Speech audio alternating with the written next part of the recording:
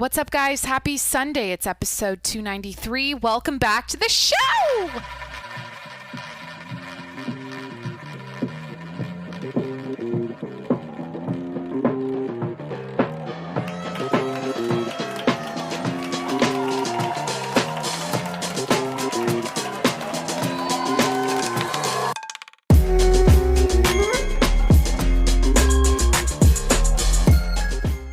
I'm feeling invigorated. I'm feeling so excited for this episode. I came prepared.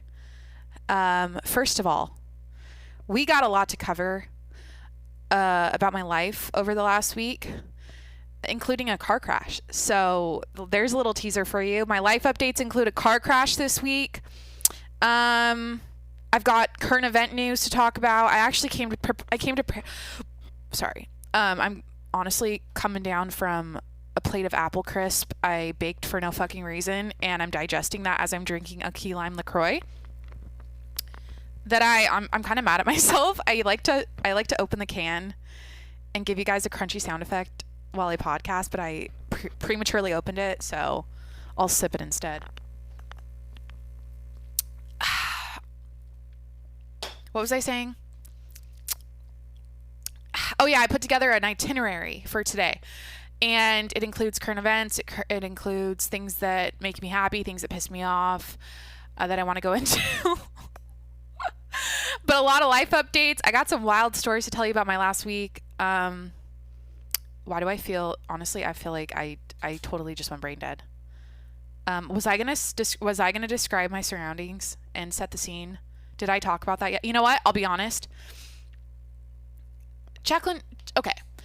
I'm a little rusty. Hold on. Instead of deleting this intro and starting over, I'm going to ride this. I'm going to figure this out as I stumble. I'm going to stumble through this and figure it out.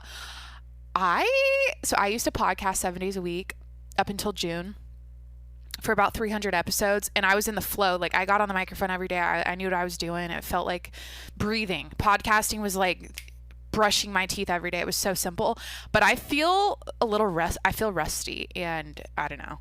I'm wearing, so my outfit today is, I've been tanning. I'm super hot from my sunburn all the time.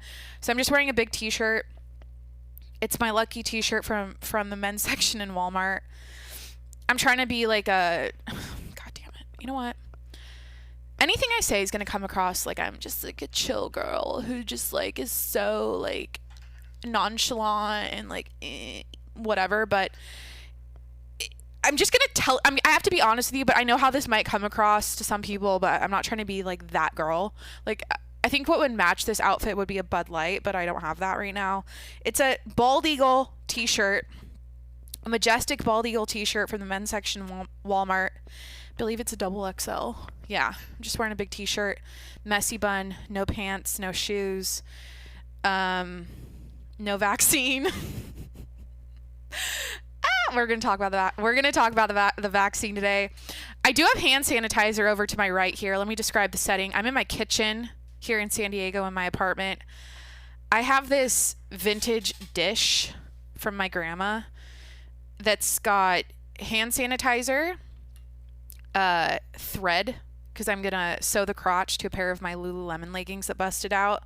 I had to buy an individual, what is this, a spoolie of thread on Amazon. And then I have a needle next to it to remind me to sew the crotch at some point. It's been sitting here for like 5 days and I still haven't done that little project. Yeah, I don't know what happened. I put on my leggings before yoga the other day and the entire like crotch piece fell out. It didn't even like rip. It just like came, I don't know. It like fell out in one piece. Cause there's a little, anyways, if you guys know what leggings look like girls, they don't have like a seam down the middle. There's like a little flat, like triangle piece. That whole thing just evaporated out of the crotch. I don't know. I've got thread here. I've got hand sanitizer. I've got my original AirPods I've never lost in my life. I've had them for about 3 years now. I've got whiteout and I have a Juul. Okay. So should I, and a rock. I don't even know. There's like a rock in here. Guys. Okay. So I said Juul. Should I explain myself or should I just say that and move on? I don't know. My mom's not going to like this, but I quit vaping like 2 years ago when I couldn't breathe for 2 days, and I sat on my couch hunched over trying to catch my breath for like the entire time. And this was at the time when stories were coming out on the news of kids in the hospital having lung failure from juuling. And so around that time, my lungs also started to fail. Okay, I don't know if they were starting to fail, but I was having a reaction to vaping like pretty bad where I was short of breath. So I completely stopped. However, it's sitting in front of me again, and you're like, Jacqueline, what the fuck? Why? That's disgusting. That's not cute. That's not a good look. It's terrible for your health. Vaping is horrible. Nicotine is addictive. Don't do it. Blah, blah, blah. In all honesty, in the 2 years since I've quit 100% with vaping, oh god damn it, this apple crisp was so good, but like it's. Okay, I'm sorry. I'm like having bodily. This always happens. I podcast and I burp and I have bodily. I call attention to my bodily functions, and I know that's disgusting. I don't know what to do though, because when I catch my breath like that, I feel like I have to describe what's happening because it's gonna sound weird to you. But like I'm digesting apple crisp. I got inspired. I was excited about fall, and I was like, I have apples. I have oatmeal. My mom got me butter at the grocery store when she visited me. I have sugar. I have cinnamon. I have vanilla. I have all this good stuff. I'm going to make apple crisp. Anyways, so back to the juuling thing. I really want to tell the car crash story. I really want to tell my story about going to the DMV. I have all these updates. Since I quit daily vaping, like once a year, I'll get an itch to juul, and I feel like this is the second time. This happened in 2020, and this just recently happened. I was getting all ready to go out for drinks, and I kind of got ready early, and I was like, I had a little. Well, okay, I just was like, I want to have a little nicotine while I drink tonight. I want a little vape moment while I drink. Okay, like in the bathroom at the bar or wherever we were going out. Okay. I was craving it. Okay. And so my policy, and this happened last year, is I literally just buy like one thing I get it at 7-Eleven, one pack. And I have the mental discipline and whatever to just say, okay, this is a one and done event. I'm enjoying myself I'm enjoying this vaping thing for like, I don't know, 3 or 4 days, however long it takes me to blast through this, and it's done. So I currently have it. It's almost done. I don't even know why I'm telling this story. I feel like because it was sitting here, I'm talking about it because I'm describing my setting. My ass is sweating. Sorry. Another thing I don't need to call attention to, or my legs are. I'm so sunburned, guys. I'm like having a literal hot girl summer. I finally said, fuck it. I'm sick and tired of, I'm sick and tired of fake tanning, and it's been so hot here in San Diego. And I'm like, everyone looks good with a tan. I want to be that person who's naturally tanned, bronzed. So I've been laying out like 3 or 4 times a week, and it feels great. But I'm currently kind of a lobster on the back of my legs, and I'm sitting on a leather chair with no pants. And you guys, the sun is beating through the window. All my windows are shut because I have anxiety about people listening to me podcast, and it's better for the audio quality. So all the windows are shut, and my air conditioner is kind of loud. It's about 6 feet in front of me. So we're just gonna have to deal with it. I do have, let me go to my Google Doc. Did I finish setting the scene? Jimmy's asleep. My golden retriever puppy's asleep. Last week I told you guys the puppy update is he's getting castrated next. Well, I had to reschedule his appointment because the vet wasn't available or something. So he's getting castrated next week, and he's doing good. Yeah, I'm just talking about, I'm setting the scene. I don't need to do a whole Jimmy update, but he's laying down with his tennis ball in his arms, like he's cuddling his tennis ball that he found on his walk with me under a car. He like army crawled under a car to get a tennis ball the other day, and I let him do it. So I took a risk though. I let go of the leash for him to fucking, it was like a Toyota, like a little Toyota truck, and he saw a tennis ball under it, and I could, like he was tugging on the leash. Now he's grabbing okay, Jimmy, Jesus Christ, he's pulling the sweat. Okay, sorry. he went under the car, and in order for him to get the ball, I had to let go of the leash. And then, I don't know, I'm so paranoid about him being off the leash in the city here, because the day I got Jimmy, if anyone remembers back in end of January, February, beginning of February, the day I got him, about an hour before I picked him up, I witnessed a dog get hit by a car in my literally in front of my apartment. So I don't know. It was worth it. The tennis ball's in his arms as he just woke up because I said his name. It was worth it. He got his tennis ball and whatever. I think that's good about... I think I've set the scene. Let me go to my Google Doc. I did come prepared. Where's my tab? Here we go. August 9th, 2021, episode 293. Came prepared with some notes. First, so I wrote intro dash life updates. I did a few. But I have to tell you the car crash story. We're going to talk about me going to the DMV. Oh, fuck, did I throw that away? No, I didn't. Good, it's right next to me. Am I talking too fast? I don't know, I'm kind of excited. I only podcast once a week now, so I get kind of excited. Oh, I have a story about my neighbor. Fuck, she's probably going to listen to this if she finds out who I am someday. We'll tell the story anyways. I have two things to read you guys. Okay. DMV story. Going to Costco and listening to a podcast, that combination, I'm going to tell a story about that. We're going to talk about something, a recipe I made, something I did, like a leisure activity I did. And yeah, but let's talk about getting into a car crash, because yesterday was the first time in my life that I'm being dramatic. When I say car crash, it was a side swipe. It wasn't really like a crash where I had to pull over and, pass over insurance and do the dance with the police. None of that. It was very quick, but it was the first time in my life another car made contact with my car. So here's how the story goes. Yesterday, the sun was out. I had a bikini on. I like to wear.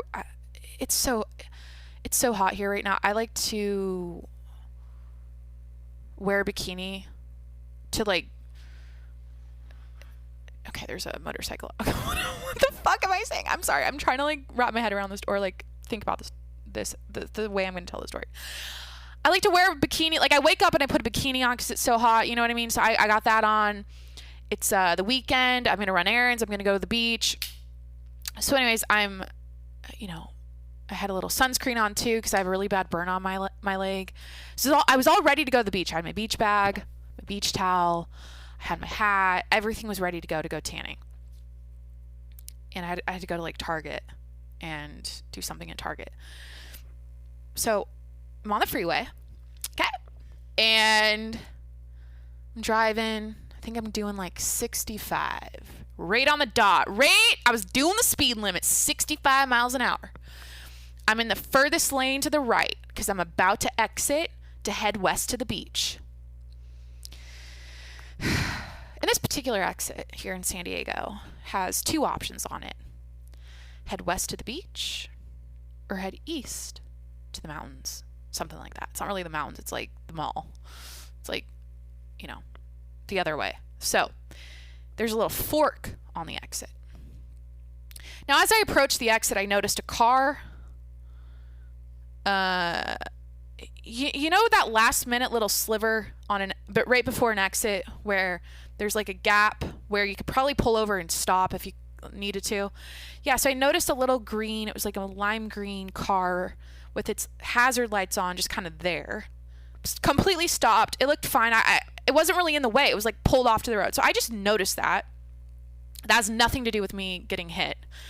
But that's one thing I noticed. And so, yeah. Sorry, guys. I only podcast once a week now, and I feel rusty. I already said that, but I feel like I'm bad at telling stories. I'm judging myself right now. So I'm on the freeway. I'm on the right lane. I'm doing 65. No music on. I think the loudest thing in my car was the AC, full blast. I'm going on the left portion of the fork on the exit towards the west. So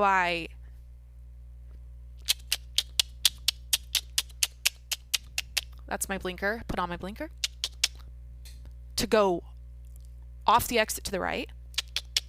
And then as soon as I get on the exit, because I'm a good person, I'm courteous, I do my left blinker to let people behind me know that I'm heading west. Okay, I did everything right. And I'm being honest with myself. I'm like, Jacqueline, did I cause this? Was this my fault? No. Okay. So about 2 seconds after I exited, there was this white, it looked like a beat up Lexus. Like it literally had black skids on the side of it. Because it looked like it likes to play bumper cars with cars on the freeway all the time and like literally just hit people for fun. I noticed this white Lexus or Hyundai, I don't know, it was like a white sedan, come out of nowhere from the left at a diagonal. And I hear like I can't make a car crash noise. Guys, I need sound effects. This is my keyboard, my gaming keyboard I got from Amazon that super clicky. This is the sound effect I'm going to make. Oh God, I probably broke a key. Was that loud enough? I'm trying to make this an interactive or theatrical or fucking quality experience for you guys right now. So I hear a bang a little bit, not like an extreme bang, but I heard a bang off to my left. And I realized, oh my God, this car is like coming in hot, and it just kind of hit me. And so thank God I accelerated. So my instinct was go faster, don't swerve, just like gun it so you get out of the way because this thing's going diagonal on your left. So I escaped a bad crash basically, and all I noticed, so my impression of what happened was, oh, this car just hit my left, what's it called, my rear view side mirror, excuse me, not my rear view mirror, my side mirror. All that happened was it hit my side mirror in. So it wasn't that bad in my eyes. I was like, oh, it just hit my side mirror. Okay, so I'm good. And honestly, yeah, I just accelerated. I continued to exit. I just stayed on my trajectory. I didn't do anything dramatic. I honestly didn't pull over because I didn't think anything crazy happened. I did notice though in the back, as I was exiting and I looked in my rear view, it looked like that car had kind of pulled over or something. Or here's what I think happened. It was trying to go east on the exit. And it last minute off the 5 decided, like as it was going down the 5, last minute realized, oh my fucking God, I have to exit. And it tried to make it a last minute, I'm saying last minute a lot. It at the last second, it possibly could. It tried to swerve all across like 3 or 4 lanes. It was trying to like cut me off to exit basically. And that's why it bumped me. So anyways, I looked to my rear view, and this exit has a curve. So like you basically, I couldn't see the car after like 3 seconds. But all I noticed is I think it like pulled over or crashed. I don't really know. I was like, oh, I literally like, guys, okay, first of all, no swearing, no yelling happened from me. No, okay.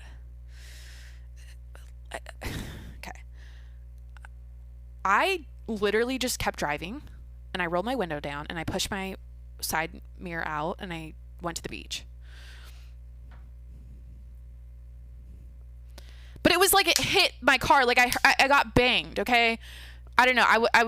I feel like I handled that pretty, like I was pretty level-headed and pretty cool. I was calm and collected. I was pretty like, I don't know if I'm proud of myself. I'm just like, wow, okay, I've never gotten in a crash before. I've never had a car make contact with my car, and I feel like I accelerated like I should have, and I got out of there safely. And I think the one thing I was told by someone I should have done is pulled over, because you know, if there was damage, I should have gone there and sure, you know, whatever. I don't know. Basically, I didn't think anything happened. I just thought my mirror got knocked in. Okay. Because I could obviously see that happened. Anyways, long story short, I go to the beach, I park, and I get out of my car and I look at the side of my car, and towards my back wheel on the left-hand side, there's a dent and a scratch. And I'm like, fuck, okay. So they kind of hit the side and the back of me at the same time. It is what I honestly, I'm just like, it happened. I moved on. I went to the beach. I laid out and tanned. I honestly wasn't even mad, or I just was like, okay, I can probably get the scratch out myself and the dent also myself. So I don't know. I just thought that'd be a fun story to start the podcast with, because I've never gotten a car crash before. And I feel like, ooh, like they say when you move to California in the first year, everyone gets in a car crash on the 5, and I've been here for 3 years, and that was my first time. It wasn't even a car crash. I really hope the other person was okay. Again, I feel like you're supposed to stop. Okay, but I'm like, nothing really happened. My mirror just got hidden, you know? I don't know. Shoulda, coulda, woulda, right? Everyone handles things differently. I guess I'm just so unfucking phased, and I'm too, like, easygoing about everything, where I'm just like, I'll just, you know, iron out the dent myself and drive around with a little scratch, whatever. My car's like totally paid off. It's not like some fancy like Lamborghini or anything. Even if okay, that's bad to say, like even if it's like a beater car, like I should still care, but I'm like, the grand scheme of things, like it's no big deal. I'm just happy I'm safe. I'm happy that the other person, I hope they're safe. But yeah. Anyways, I'm so hot right now. This is so bad. Jimmy's panting. Fuck. I feel like I'm inside a hot car. I'm sitting in the window in the sun. Jimmy, go to my bedroom. It's cool. The window's open in there. Yeah. He'll go to the cool. He'll like sniff out the cool spot in the house. Yeah, you are my sunshine, my only sunshine. You have an abscess on your chest. He always gets a little like pimple or something that starts to get like pussy. I feel like ever since I had 3 golden retrievers growing up, or overall like 3 dogs, and there's always like a pimple. There's always like a little cut. There's always something happening. It's just like part of being a dog, I guess. But I've been cleaning it up with some peroxide, and I've been watching it, and I'm feeling it right now. It looks like it's scabbing and it's healing, but he's a good boy. He's being very respectful right now. When I used to podcast when he was like, I don't know, 2 months old, he would bite me the whole time. He would jump on me. Like if you listen to those older episodes from earlier this year, it was just like me yelling or just like complaining about Jimmy biting me the whole time and like being annoying. So, okay. Next story. Should I do a little like appetizer or like transition palate cleanser story before I tell the DMV story? I think so.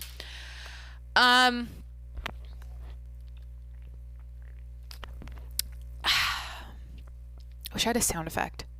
I should probably start putting together sound effects for the transitions at some point, but whatever. Okay, so speaking of Jimmy, the other day I'm taking him out to go take a shit, and it's like at nighttime, like sunset time, and people, I talk to people all the time, like when I'm on walks, people with dogs, my neighbors, whoever, right? So I end up talking to, or there's this like nice girl, probably around my age, maybe a little older, sitting on the porch, and she wants to come pet him because she always sees us walking. She's like, oh my gosh, can I meet him? Blah, blah, I always see you guys. Or she said, I used to see this blonde girl walk a golden retriever down the street all the time, and I was like, oh, that's me. I went brunette now, and blah blah. So we were just like catching up, talking, and anyways, long story short, I think I went somewhere that night, or I don't know. The next morning I went to my apartment and I got a little note. I'm staring at it right now. Oh, you just noticed it's like on a Ducati notepad. It says Ducati on it. But I got this note on my door at my apartment because I had told her where I lived, and she left her phone number, and she's like, if you'd like to come out for a drink tonight, here's my number. This is my name. She's like, my cousin plans to ditch me, smiley face. So that was sweet. She gave me her number, and I grabbed it. I honestly walked inside, set it down. I didn't text her. I didn't do anything. That night had already passed. I did something else. I didn't get home till the next day, whatever. So this is the little thing. This is a little story. When was this? Like 2 days ago, I was walking Jimmy again, and I see a group of 3 people like walking towards me down the street, and I realized it was her, and they were all kind of dressed up probably to go out and get dinner or something in the city. And it was one of those moments, because we said hi, because like I think she was with her parents. They wanted to like pet Jimmy and like say hi to my dog. It's one of those moments where the eye contact was like, I know you know type of thing. Or like you got that note, you got my phone number, and you didn't text me, and you haven't said anything, and like the eye contact with her was like, I felt like she was kind of just like, fuck you. Like, or just like, what the fuck? Or, you know, come on. Like, I don't know. It was just kind of like a little like, Row. So that happened. I felt bad. And I'm probably still going to text her because I thought she was really cool. But why am I like that? Like, I should have been more proactive or like quick about it. And I should have said something like, hi, last night I did something else. Sorry I didn't get this message till this morning. Blah, blah. I'd love to go out for a drink with you another night this week. Blah, blah. Didn't do it. And we had that little awkward interaction. Kind of like half fake smiling and just like, I don't know, whatever. I'll probably tell her that when I go have a drink with her someday soon. So anyways, there's the appetizer. Time for the DMV story. My Apple Watch is like, you can still do it, Jacqueline. There's still time to close both of your move and exercise rings. Totally worth it. Every day it tells me that, and I just like, honestly, that's the first time I've read that completely through. Usually I just read, you can still do it, and I roll my eyes.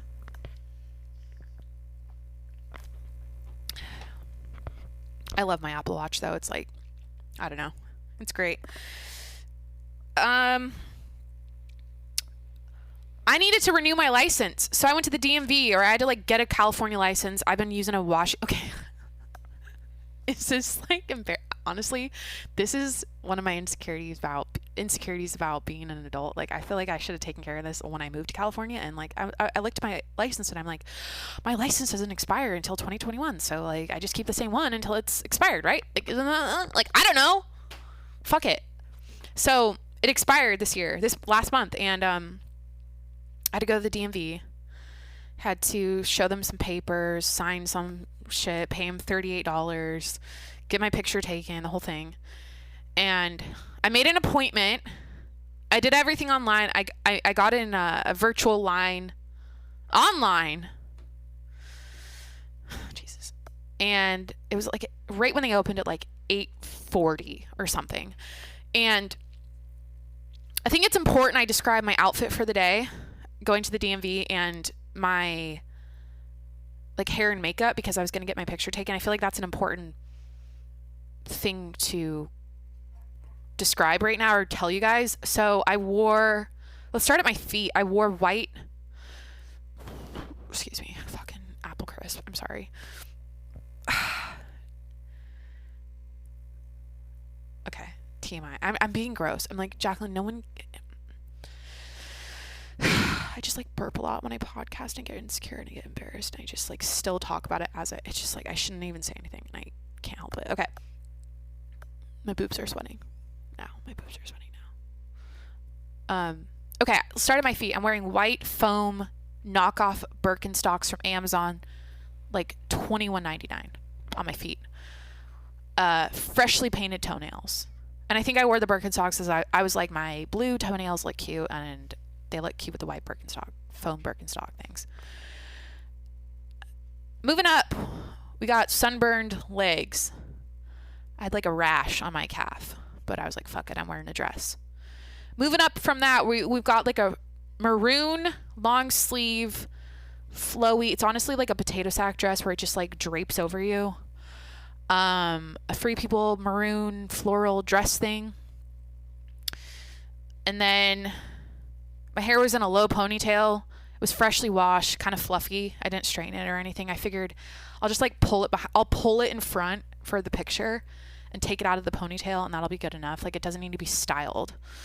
Like, it's not that, like, it's not, like, I feel like for your license, you don't need voluminous, beautifully curled hair, you know? So it's in a low pony with like a scrunchie. And I did a light beat of makeup. I just kind of did a little tinted moisturizer and blush. Kind of went heavy on the blush because I wanted, I don't know, some like dimension to my face in the picture if it would show it all. Like I didn't want a flat face, so I put a lot of blush on and just like mascara and brows. I think I did like a little like brown crease, just like a little definition of my eyes. That's it. Okay. I look polished, put together, fresh. I liked how I looked that day. And then I think I had a little, oh yeah, my bag. I have this like new, I'm obsessed with straw bags. Like a summer beach straw bag thing I had. Yeah.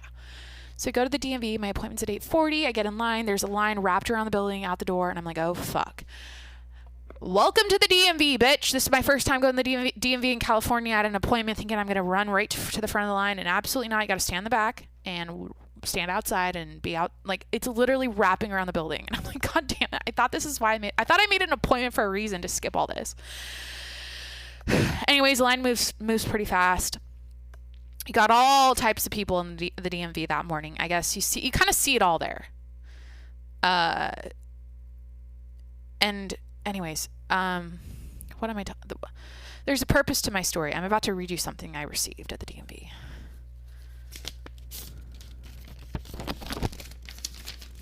There's a teaser. I get in line. I finally get to the front, hand over my papers. I thought I would have to take a a written test. So I was told by someone who also moved to California and had to get a license that they had to like retake a driver's test, a written test. I thought I had to do all that. But apparently because of COVID or whatever, people out of state don't have to do that now. They can basically just take a new picture and get their ID in like 2 weeks without having to drive test, written test, nothing. So I got in and out pretty quick, but God, the one part though, oh my God, I just like, this is the part I feel like everyone dreads. When they give you like after you check in and they give you a number and you walk over to the stadium stands or like the fucking, excuse me, not the stands. You walk over to the waiting area. It's like a grandstand of depressed people that are just waiting. God, I don't know. My number was like J2. No, it was like, what was my number? Why does nobody cares. It was like F26 or some shit. It's like playing bingo. They like call it out like a robotic voice, like an automated voice calls out the number. So I only sat down for probably 10 minutes, which wasn't too bad. And, I'm laying low. I'm not talking to people. I'm just there, just like at the DMV. I'm trying to get in and get out, move on with my day. I had work to do. I had things to do. I had errands to run, people to see, places to go. I wasn't trying to hang out at the DMV and be there all day. So I'm pretty happy that I only had to sit in that waiting area for like 10 minutes. So anyways, I go up to the counter and this is the part where I'm doing all the paperwork and I'm getting asked questions and I'm signing stuff and I'm like, okay, I had to like put my card in to pay for my new license and all that stuff. I think the guy's name was like Carl. I asked him how long he'd been working there. He said like 5 years and he doesn't hate it yet. And I was complimentary. I was very complimentary of him and the rest of the workers there.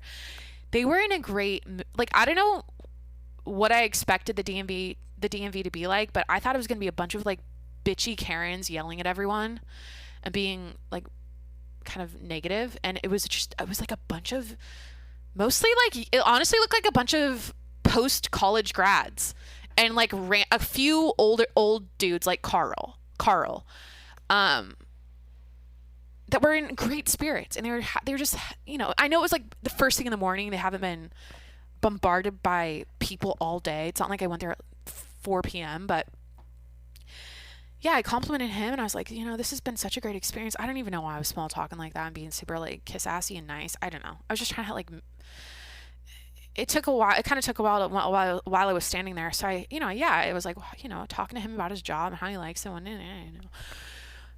Anyways, this is the part of the story where I'm going to read to you Am I even still recording? Holy shit. Fucking A. Yeah, I still am.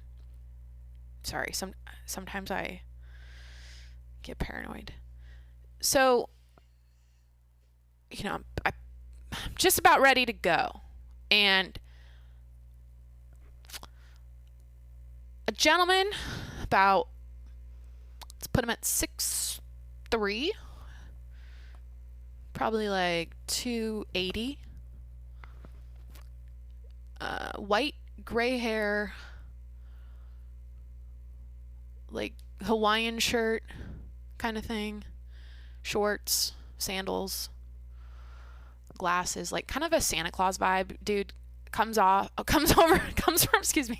my right, taps me on the shoulder, and hands me a envelope. He hands me an envelope, and he says, he goes, "Excuse me, can I give this to you?" And I was, he's like handing me the envelope. I'm like, sure. Like, I think I said some bullshit like, oh, I like letters or some like cheeky fucking thing. I don't even know what I said. And I had an idea of what was about to happen or like what this was, but I don't know. I kind of was like a little freaked out too. Like, what the fuck? He was friendly and he's like, can I give this to you? And I grabbed it. And then he goes, "You won't regret this." And he walks away. "You won't regret this," he said. And he walks away. And I look down. It's a DMV envelope he probably stole while he was there. And inside the envelope, how do you find this blank piece of paper? Like, did he go to like the printer in there or something and steal this piece of paper off the printer? In the little window of the envelope, I glanced down. I'm still with Carl, right? I'm still kind of like buttoning things up with my license, about to leave. And I looked down, and in all caps with an exclamation point, it reads,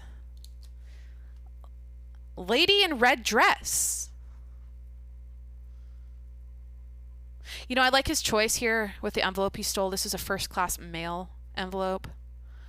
Because I'm a classy woman, I appreciate that. He gave me this note in the right package.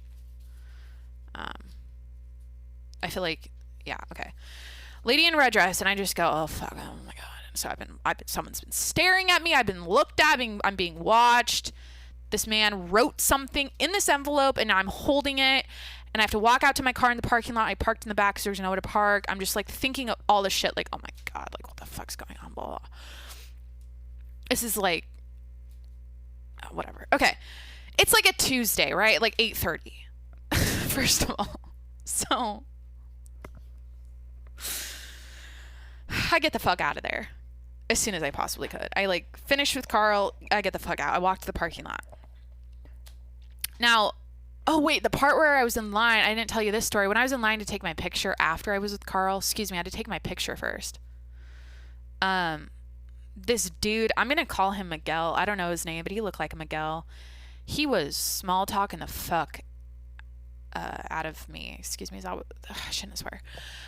He was small talking about like the cracks on the floor, like anything he possibly could come up with. Like, honestly, I was super nice to him too. Like, we were talking about how they should have a mirror there and a hairbrush for people, and like, some makeup products for the women, and they should have like a section of the DMV where you can glam so that you don't look like shit in your picture. And so we were just like, I don't know, we were having a fun conversation. So, anyways, yeah, I ended up talking to this Miguel dude. That's a code name I'm using.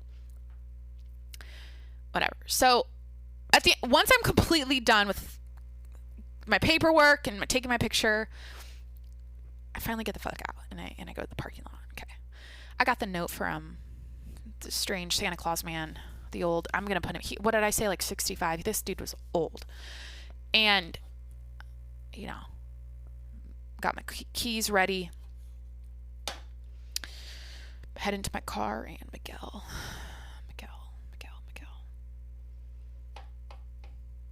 comes walking after me in the parking lot. hey, hey, hey, hey, can I ask you something? Can I ask you something? Oh my God. I was just wondering, like, do you ever want to, like, go get some, like, would you ever want to get a coffee, or, you know, like, can I take you out? Like, he asked me out on a date, basically, in the parking lot on the way to my car. And I just, like, quickly was just like, I got a meeting to get to. Like, I'm sorry, no thank you. Like, I'm fucking married. Like, whatever. I turned that around quick and, like, got into the car. And I did have a meeting to get. I mean, I had shit to do, so I wasn't really lying to him, but I was like, God, I mean, I'm getting, like, fucking chased out of the DMV in the parking lot. And here's the thing. I am never wearing a dress or just, like, looking. I looked nice. Like, I felt like I looked good that day, but, like, next time I go to the DMV, I'm fucking wearing. You know what mechanics wear when they work underneath cars? Those, like, navy jumpsuits, those, like, burlappy Carhartt jumpsuits. Like, I'm wearing that and a fucking pirate hat. And I'm going in there on crutches. And I'm wearing a backpack, or I probably would get in trouble. I don't know. Can you wear? I feel like backpacks look really fucking suspicious in public now, or in like. Anyways, I don't know. It's all flattering. It's all, like, nice. Okay, people. Everyone's just trying to, like, find somebody, you know. But I got to read you this letter from David. I'm gonna actually use the name he gave me. He doesn't have a last name on here. I'm not gonna tell you his phone number. No one's gonna know who this is. Lady in red dress. Hello. My name is David. I happened to see you today I'm just going to read exactly how I wrote it. I happen to see you today at DMV. I love how you draw. Okay, first of all, his A's are triangles. He writes in all caps, his A's are triangles. He's kind of got a style here. He even signed his name with a triangle A when he wrote David at the bottom. Hello, my name is David. I happened to see you today at DMV, and I felt attracted to you. This prompted me to inquire if you are single and giving opportunity for interested men to court you? ? If so, I would love to see if we are compatible. I can be reached anytime at 1-800. No, I'm kidding. Just like his phone number. And would love to hear from you. He forgot the period at the end of the sentence there. David, come on, bud. You had like one opportunity, one chance.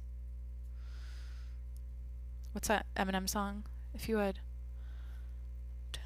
What the fuck is that? That's the greatest song. It's like the best hype song. If you only had one opportunity to leave it all behind or get... What the fuck is this song? Eminem! I gotta know this lyric. It's gonna piss me off if I don't look this up right now.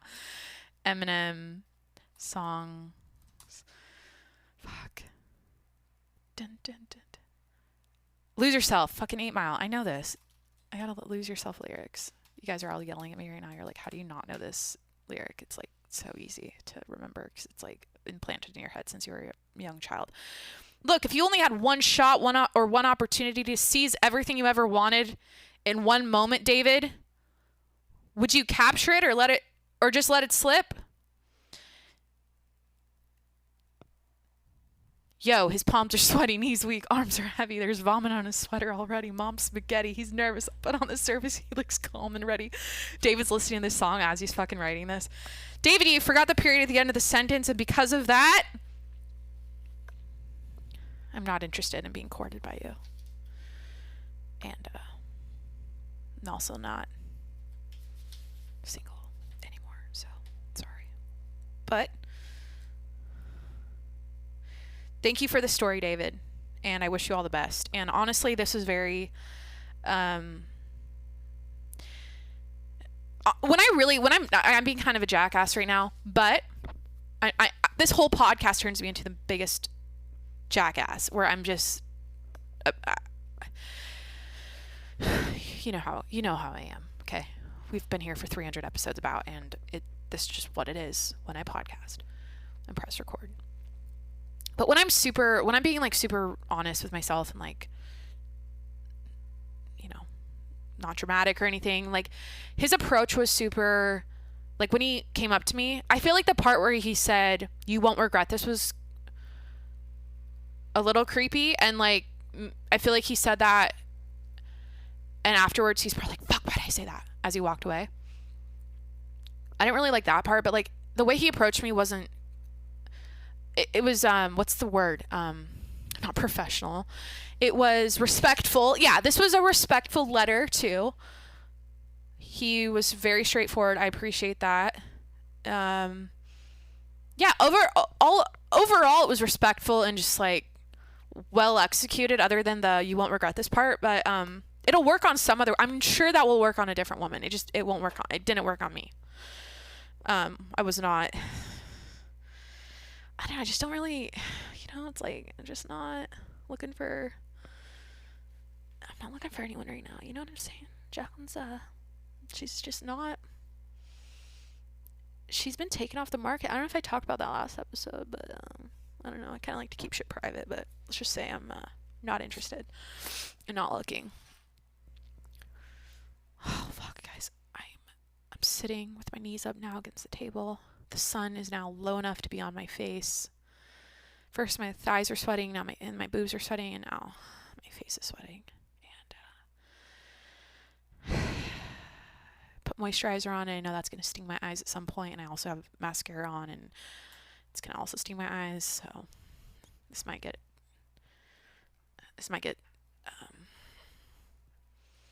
I might I don't even, what am I saying? I'm trying to find my tab with my podcast notes on it. This is going to be a 2-hour fucking episode. I still have so much to cover. Like, I haven't even talked about the vaccine, or the new variant, or the Olympics, or Governor Cuomo, or Kanye, or what things that make me happy. I was going to do that. Anyways, let me bust through a few more intro or life updates and just, like, stuff from this week. Should I just oh my god, I can actually just close my blinds. Jacqueline, just put the blinds over the window. There, that's a lot better.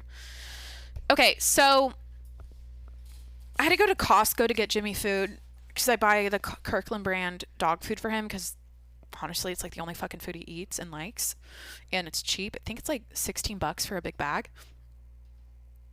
I think Blue Diamond is the brand that, like, you know how Costco brand is, like, actually other stuff, but just with the Costco label on it. I don't know. I looked it up one time. But anyways, Jimmy loves this dog food from Costco, so I had to go pick him up a replenishment. And this was the day. So on the way to Costco, I saw a new Rogan episode dropped, and this was the one with I'm gonna butcher her name. Pretty sure it's Yeonmi Park. Yeonmi Park. Yeonmi Park. It's a cute name. This was the one with Yeonmi Park. She is an activist from North Korea who, I guess she escaped North Korea. I like followed her on Instagram. What is her bio? North Korean human rights activist and author of In Order to Live. She's also a TED speaker. But yeah, this was the day that episode dropped. That was probably the most sobering thing I have ever listened to in my life. And I only had like a 15-minute drive to Costco, and I started it in the car and I stopped it in the parking lot. So I only got to like the first 15 minutes of it. And I had to take a moment. I don't know if anyone out there listened to it, but everyone that day was talking about it. People are still talking about it. I have never in my life heard something so horrifying. I was like sick to my stomach in the first 15 minutes of the episode. And I have to go to Costco, right? And she's talking about how literally the entire country of it's like North Korea's in, like, the people of North Korea are perpetually starving or whatever she said. Like, people are eating rats and rotting in the streets, and she said dead bodies were like seeing dead bodies every day was just like normal. And she was describing a man at one point, and I think this was like, yeah, in the first 15 minutes, whose organs were outside of his body, and he was somehow still conscious and alive enough to beg for food. And she's talking about being in the hospital, and she had to get a surgery or something for her stomach, and they don't use, you know, anesthesia or whatever. And that's the first time she saw rats eating dead people's eyeballs out, and kids chasing the rats, and like this horrible stuff. Then I saw a clip later about something about stoning people, and if they didn't stone people, they would get killed. And I don't even know if I need to listen to the whole thing. Like, I know I need to, but I was so traumatized from just that first 15 minutes. And I also was just like, fuck me, I'm going to Costco, like fucking the most gluttonous place in the world. It's like Walmart, Costco. Food, oversized, like supersized everything. And I don't know. I don't even know what I did. I like pulled into Costco after I listened to the episode, and I just like sat there, and I was like, I'm not eating for like a week. Holy fuck. Like, I can't even look at food right now. And I had to like get Jimmy food. So I was like, okay, I'm just going to go get Jimmy food and get out. I ended up buying some other stuff because I put on some happy music. I put on some like little Nas X. I don't even know. I like put on some like, I walked into Costco like after my 5-minute breather in my car. I shouldn't be laughing, but yeah, like walked into Costco with headphones and music on to like kind of like make me feel less shooken up. But I had no idea. That's the thing. I don't think anyone had like that. I think it's when you hear details from someone's like firsthand experience, or when someone goes into detail about their firsthand experience of something like that, it hits you in a different way than like hearing about it. Like, oh yeah, this is going on in North Korea. But like when you know this person firsthand experience watching rats eat dead bodies, eyeballs out of their body, dead bodies. What am I saying? Dead people's. I'm saying this. I don't know how to be more. I should be more sensitive and more like, I don't know. Like I shouldn't be so like when I talk about this, but that hits different. She was so like shooken up as she talked about it too, and like it still, you could tell if it extremely affects her, and I can't even imagine like what kind of just like what she went through and the people there. And even the part, I don't even know why this affected me so much too, is she was describing when she hears people's voices. She can hear their fear, but she said something like there's something like they're so afraid and they're so scared for their life they don't even know they are, or something. And oh my god, I don't even know. And it was also wild how she said that she didn't know about empathy or compassion, and like she'd see like people dying and dead people, and it wouldn't even make her sad or feel anything. That's so fucking wild. Shout out Joe Rogan though for bringing that to the world and having that conversation with her, because like I'm fucking speechless, and I think it was a super important interview. Probably, I know I have a ranking of my favorite Rogan episodes over time, and I think that just bumped out Kanye. Talking about a utopia and fucking this perfect world of like, what was the Kanye episode about? Just like, I don't even know. Yeah, she's right there at the top of my list now, my favorite episodes, and I only listened to 15 minutes, but I know that I don't even know how long was that episode? Let me look. How much do I have left?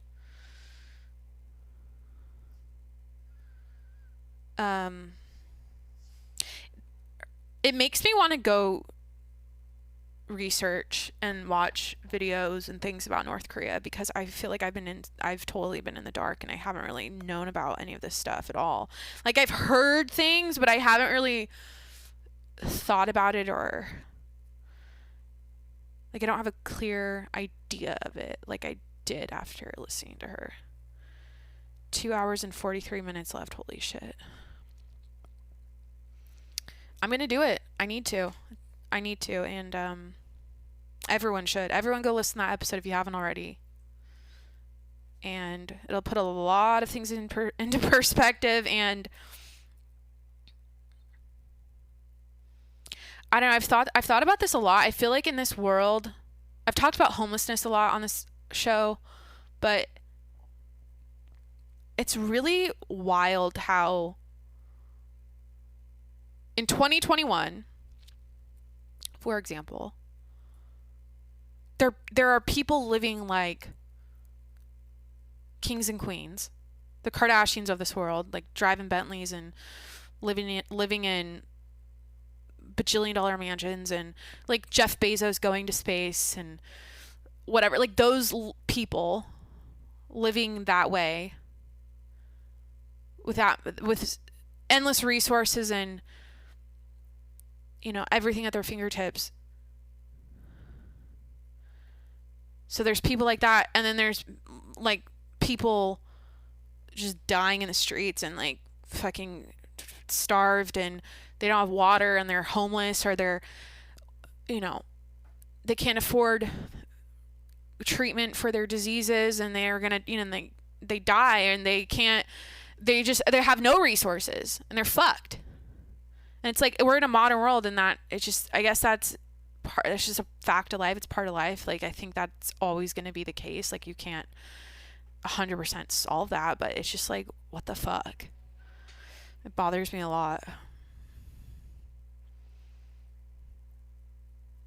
Yeah, especially, you know, I live in a city. It's not LA. It's not like the homelessness here isn't as bad as LA. And I'm not just talking about homelessness. I'm talking about people from all over the world, third world countries, struggling and starving, and, you know, like the murders, the rapes, just the violent crimes, and the trafficking, and the bombings, and the fucking like slavery, all that stuff. But I guess within my reach, or something that fucks me up, is like literally down the street from me, under the bridge, there's people sleeping on cardboard boxes. They're a human being just like me, and here I am in my warm apartment, super warm apartment. It's making me sweat so fucking much, and I'm complaining about it. Here I am with this cushy lifestyle, living my dreams, doing my passion, podcasting, you know, playing with the cutest puppy in the world, drinking LaCroix, like, you know, I just have like a endless fountain of LaCroix in my fridge at all times. And they're just like me. But they're homeless. You know what I mean? They have the same. I mean, we're all different. Like, okay, we're not all the same, but, you know, they still they dream. You know, they have families. They have, you know, hopes, and they want to find love, and they want to maybe have a family, or maybe they do have a family and they can't be with them anymore, and they're on the street now, or I don't even know. They have a fucking life. They want to feel like, the thing is I think at the end of the day, people just want to feel good and not die and survive. Like, even if that's a bare minimum, like, I just want to get through the day and not suffer. Like, that's the thing we all have in common. Just like, we want to feel safe and secure and good and loved and fed, and like, we don't want to starve. Potential spam from Idaho. Pocatello, Idaho, spam caller. I'm having a moment right now with my audience, and you're annoying me, and I don't like how my Apple Watch buzzes my wrist. It kind of annoys me, especially when I navigate on my maps. in my car and like my wrist vibrates when I'm trying to turn. Like, just fucking stop doing it. I probably could turn that setting off, but I don't know how. Yeah, like I don't know. I should probably move on to a different topic because I could probably like sit here for a while and get emotional about this, but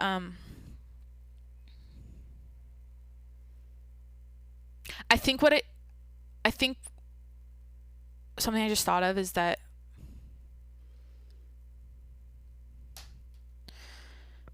why don't I, and I don't know if I just feel like it's not like I feel guilty about this, but I wish I lived in a world, or I wish I was the kind of person, or I wish everyone would just see people struggling, or like I'm talking about homeless people on the side of the street.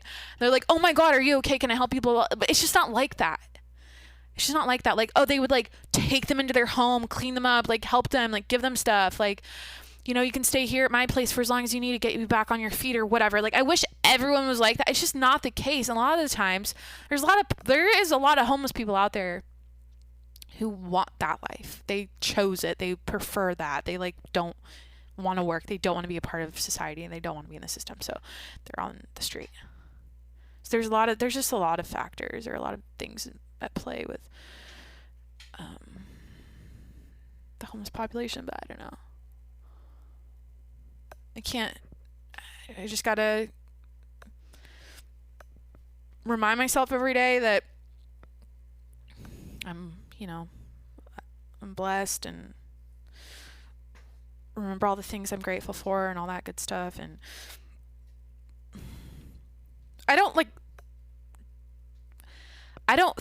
here's the thing. It's not, I'm having a moment right now, but it's not like this ruins my day, or I think about this stuff all the time. But when I do, it really affects me. And I'm just like, I don't know why I started talking about homeless people. I guess it's like, I was comparing what I see in my daily life, which is not even comparable or anything. I'm not trying to compare me and Yeomi Park, but, I don't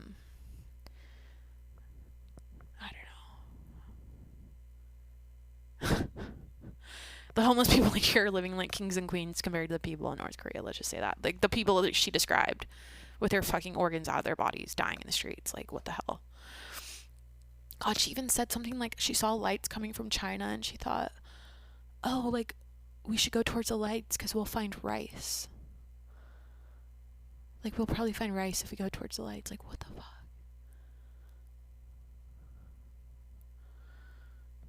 Okay, I gotta move on. But yeah, I went to Costco and I listened to that episode on the way, and then I had to take a moment in my car, and oh yeah, and I took a picture. I like sent it to someone. I like went to the snack section before you go to the registers at Costco, and I took a picture of the M&M section, like the M&M containers, the big fat jars of peanut M&Ms, and I was like, fuck this shit. People are starving out there, and look at all this excess we have. Just boxes of food stacked to the ceiling, and bulk fucking boxes of candy bars and crackers and shit, and I don't know. The bakery section's just like giant cookies and cakes and bagels and fucking Costco muffins. And I hate this country. No, I don't hate this country. I love this country. I fucking love America. But goddamn, like, I don't know. I think we're way too fucking fed. I think more of us need to starve in this country. I think starving would be good for us. A little more starving, a little less eating. I made shrimp pesto pasta the other night. That's my next thing on here after the Rogan episode, Yeomi Park thing. I wrote, made shrimp pesto pasta. Yeah, I made pasta. I feel like I should mention food at some point, or like something I cooked from the last week that I really liked. And speaking of Costco, while I was getting Jimmy dog food, I got the Kirkland basil pesto, which is my all-time, I think, top 5 favorite Costco product. And yeah, I picked some of that up, and it wasn't fresh shrimp, I had frozen shrimp, and then gemelli, I think is the name of the pasta shape, gemelli pasta, and pesto. It was really good. And garlic bread. And wine. And yeah. So that was like the recipe of the week. I watched another life update. Then I want to talk about the vaccine and stuff. So many guys, this is the thing. I do this once a week now, and I feel overwhelmed with my list here. Like, I'm a one-woman show, and I'm gonna have a 3-hour podcast. Like, no, I can't do that.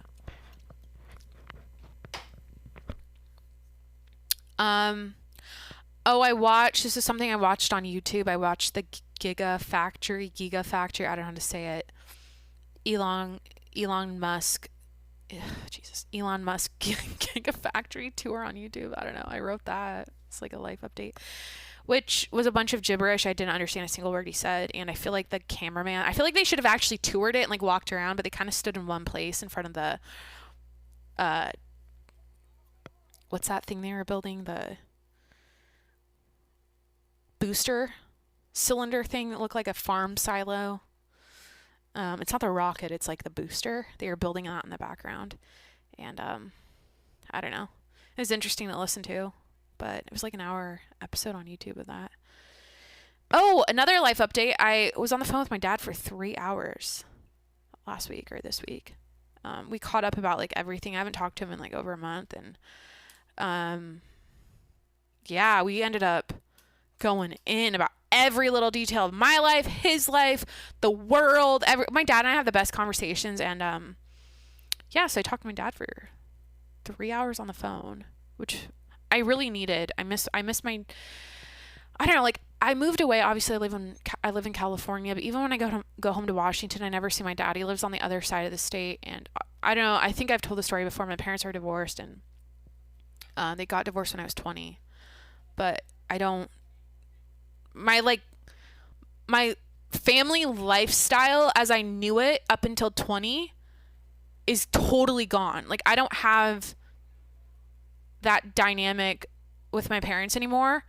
And so now it's like, okay, when I go home, like I have to make a 6-hour road trip to see my dad, or he has to make a 6-hour road trip to see me, or I have to fly into an airport on the east side and like drive like 3 hours to see him. It's just not simple. It's not, I mean, it's possible. Absolutely. It's possible, but it's not like I'm close with my dad like I am my mom, if that makes sense. So whenever we talk on the phone though, it's just like the same old dad. Like he's just the same old guy, and it feels really good to hear from him and like hear about my grandma and how she's doing, and my uncle and his new wife, and yeah, I don't know. So that was a highlight of my week, I guess.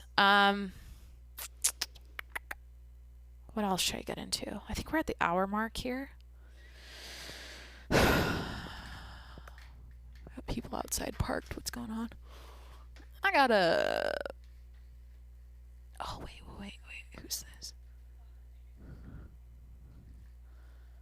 There are 3 people. We got a short white dude, tall black dude, a lady that's like a, I don't know, she's like a white lady, kind of looks like a Karen, kind of older, and like what kind of car is that? It's like a 3 Series BMW with its hazard lights on. I don't know what's happening. Should I just talk about the thing that makes me happy, that made me happy this week? This is disgusting, and I know I was talking about like burping earlier. What did I say? I was like, I just had apple crisp and I'm drinking a LaCroix and I can't stop burping. The thing that made me happy this week, I wrote, I've been writing on this. This is like a new thing for me, typing up my podcast notes on my laptop instead of handwriting them, or not doing it at all. So I've been adding to this over the last week, and I wrote that I had a really juicy earwax day and it made me happy. I wrote for the segment, something that makes me happy, cleaning my ears. I recently had a juicy earwax day. I mean, there's something about that. Like, okay, I'm just going to say it like it is. I'm not going to judge myself now or act like, or say like, oh, I don't want to be disgusting or, blah, blah, or tell you guys this stuff. I'm just going to say it how I think it and whatever. Most of the time, I put a Q-tip inside my ear. It feels good, but I'm not digging anything out, if that makes sense. It comes out white. It comes out clean. I don't have a lot of earwax, and I really have. I used to get jealous of this girl named Amanda in elementary school who I like sat behind her, and I swear to God, she never cleaned her ears in her life. Like, there was so much wax coming out, and I had this compulsive, like, I'm a picker. I've talked to you guys about how, like, every 3 months I attack my face, and I have like I have so much composure and discipline around picking my zits, but like every 3 or 4 months I get super, like, I can't take it any longer, and I have a compulsive need or like desire to attack a zit, and I go hard on my face and I scar it and I make it look like shit. So anyways, I've kind of always been a picker, but I used to look at Amanda's ears and I'm like, God, I just wanted to take a fucking Q-tip so bad. And like, we'd have slumber parties, and I'm like, when she goes to sleep, I'm gonna go to the bathroom, find a Q-tip, and clean her fucking ears. It was like gunk. It was like visible from like, you could see it. So yeah, I'm just not I've never had like waxy ears. I don't know. I just think it's like some people, everyone's different, right? So the thing that made me happy I wrote is that I had a day this week where I put the Q-tip in and came out real waxy and orange, and I don't know, why does that happen? Like, all of a sudden, like, I have a day where I'm full of wax. Like, what makes your ears waxy? I should look this up. What makes your ears waxy? Earwax is produced by the ear to clean and protect itself. It's secreted by glands in the skin that line the outer half of your ear canals. The wax and tiny hairs in these passages trap dust and other foreign particles that could damage deeper structures, such as your eardrum. What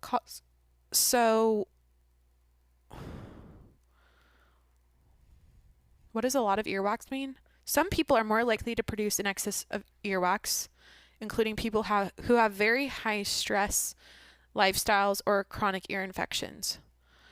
Yeah, like, as a kid, I know, like, my cousins, like, I always remember growing up, my cousins always had ear infections.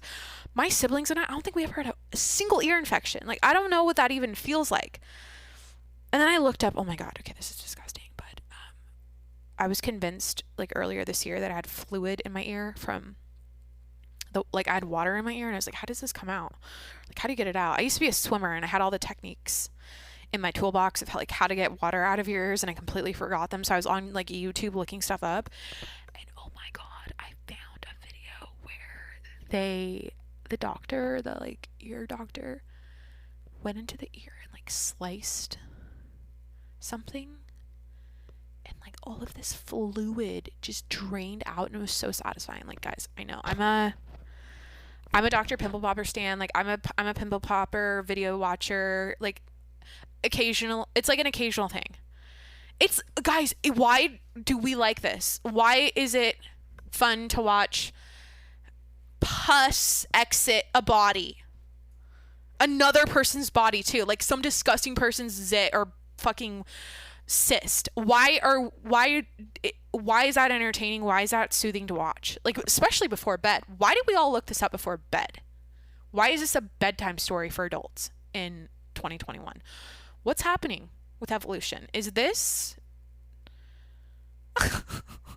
like, what the fuck? Like, I found myself on YouTube watching this surgery of ear fluid getting drained, and I was like, ooh, it's so sad. I think it's because it's like you see an end result and it's out. It's like before it was like super infected and pussy, and then after it's like cleaned out and gone, and that's satisfying. Like seeing a before and after of a hoarder's house getting cleaned. I don't know. It's all, we love a clean space, and we like a clean pore. I think that's what it is. I think we have a fetish. We like clean pores or something like that. Jesus Christ. I'm not the weird person. I'm not weird. I'm not, guys, I'm not alone on this. Okay. There's also the ASMR people out there, which I don't understand the ASMR thing. How people like hearing like quiet noises and like I had a friend growing up. I won't say the name, but like my first best friend, or so they're okay. I won't say who they are, but we had my sister and I had two best friends growing up that were like similar age to us, and I remember one of my friends, or it was like my sister's friend, and the other girl was the other like sibling was like my best friend, but the Jesus Christ, the one girl literally would just like make this noise. I'll do it for no fucking reason. Like as you're talking and having a conversation, she would just be like,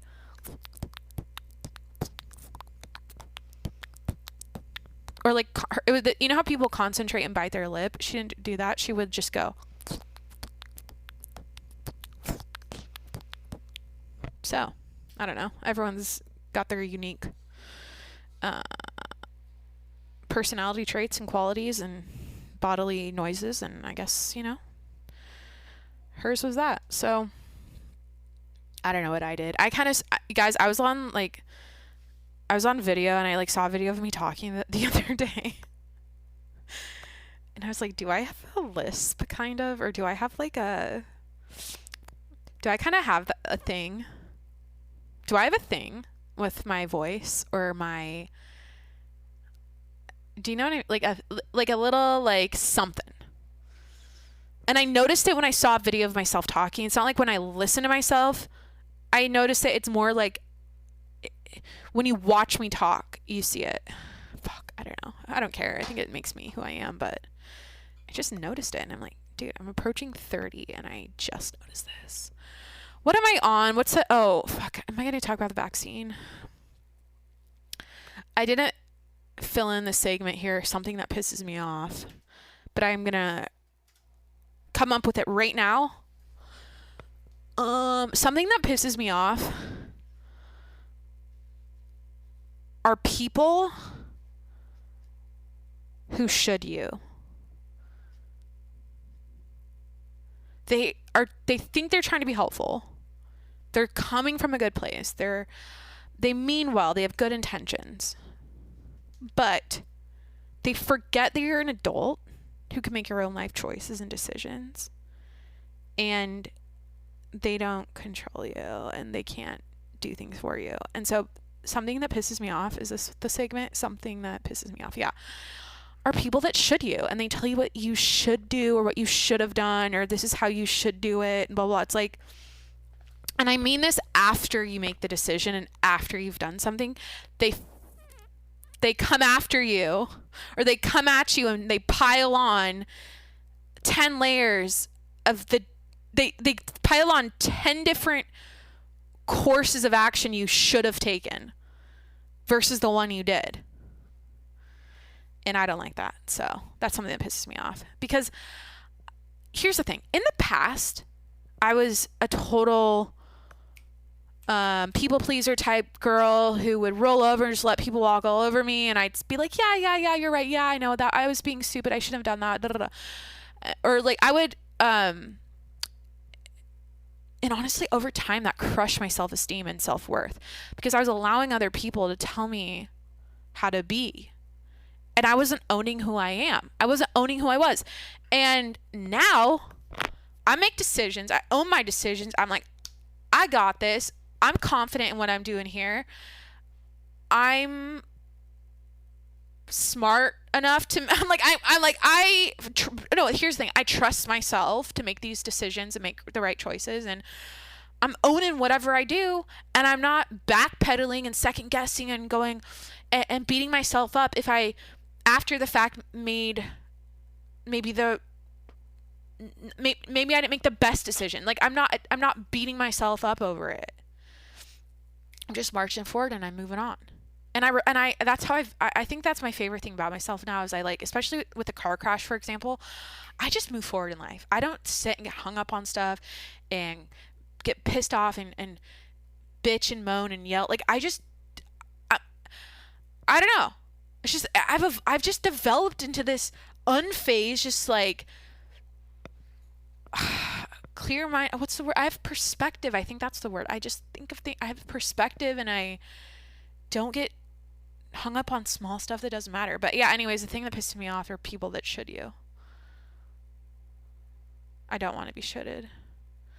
Like,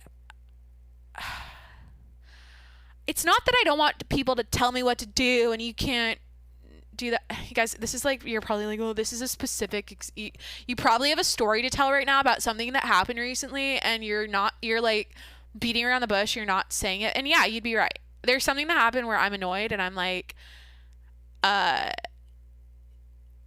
make my own decisions. I am an adult and I am confident and I'm happy with the decisions I make. And so don't come at me after I've made a decision that you don't like and explain to me 10 different ways on how I should have done it better. It's just not necessary. Yeah, so that's something that pisses me off this week. The Olympics are over. Let me just read off like my list here. I haven't even talked about the vaccine yet.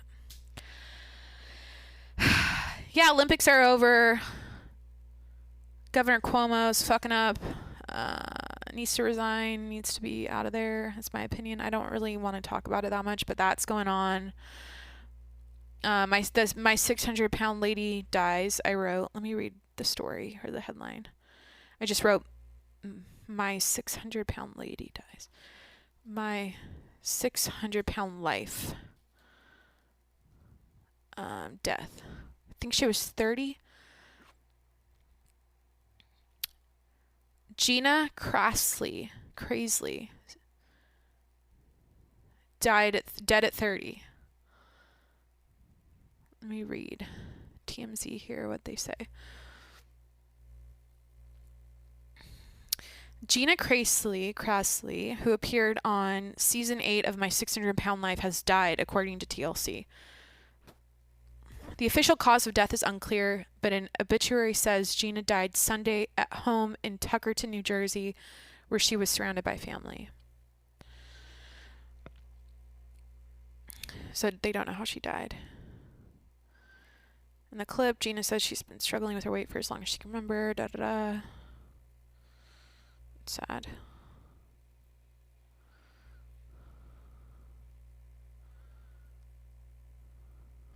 Gina's survived by her wife, Elizabeth Crassley, her sister, her mother, and her grandparents. She was 30 years old. R.I.P. Well, fuck. That's sad.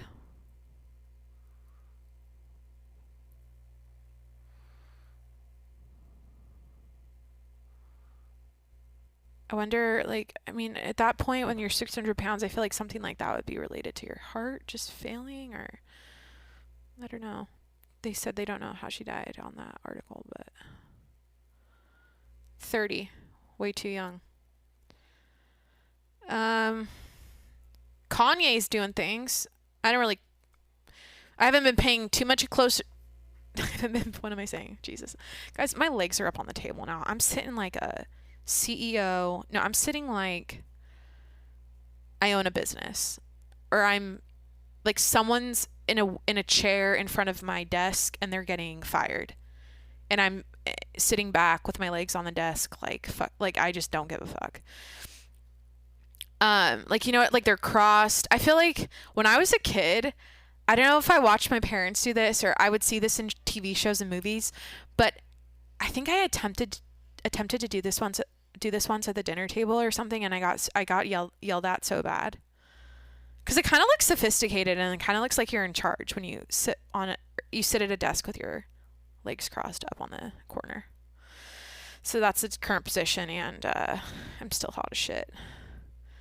So yeah, anyways, Kanye's making a new album, and he keeps putting on these listening concert things, and he's recording the album. I think he's paying like $1 million a day to record the album in I think it's Mercedes-Benz Stadium, something like that. But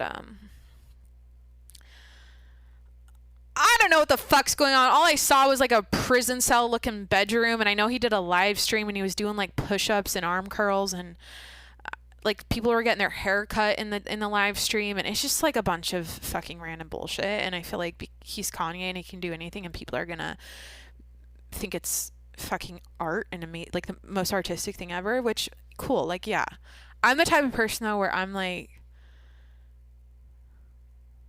I think people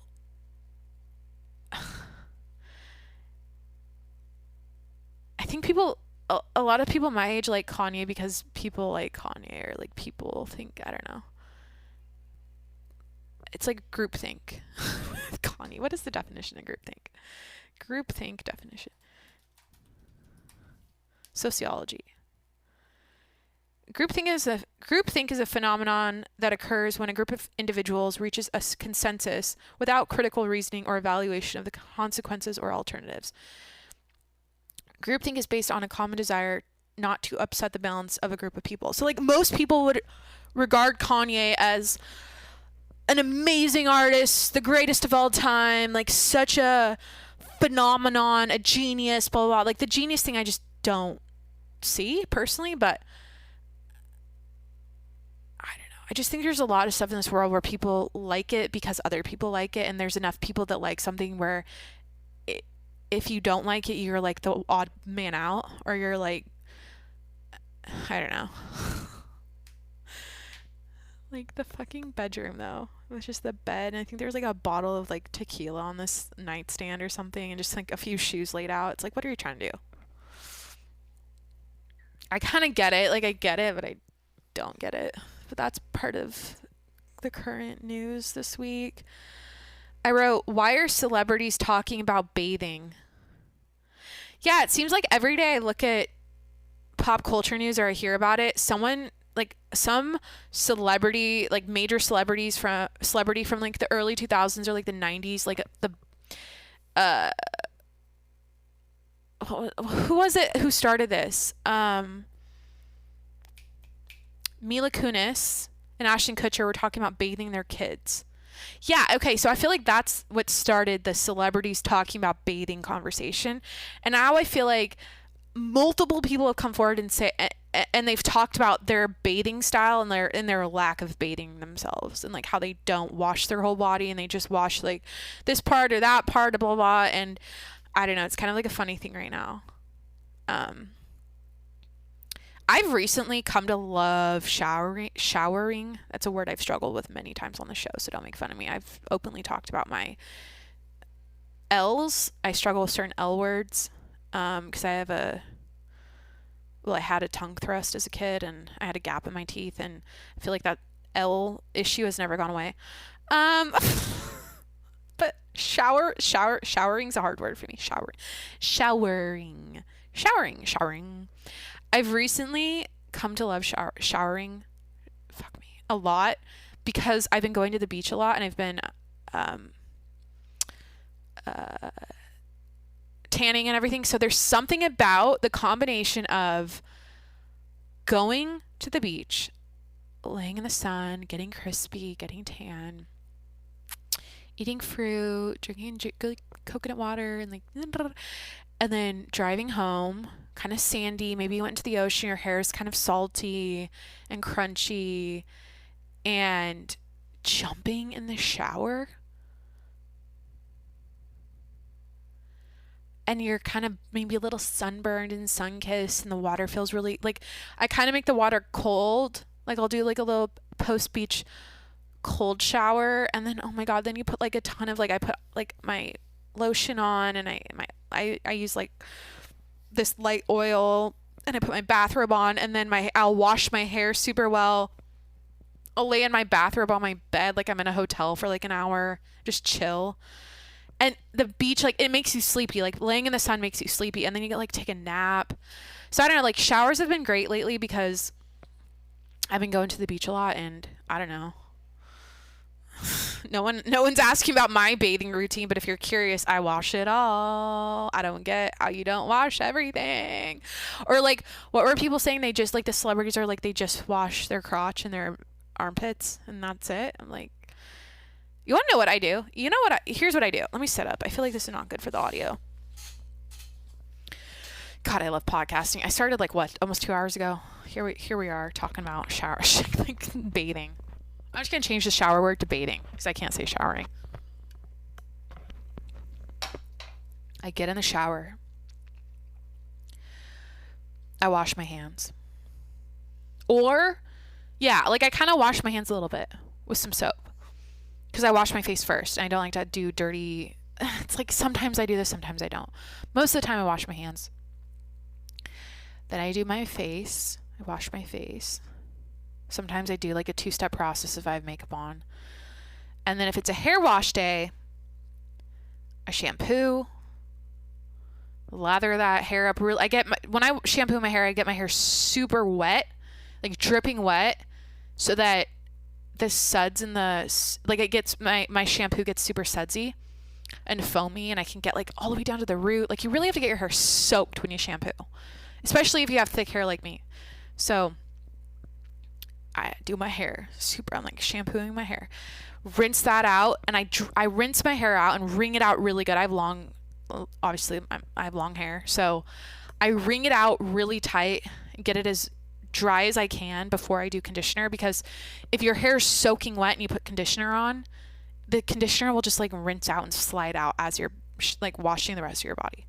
So I get my hair as dry as possible, and then I put conditioner in it, and then I kind of spin it and set it on top of my, like the top of my head, so the conditioner doesn't like run down my back and get all slimy. So I don't know, I can wash my back. And then I go in.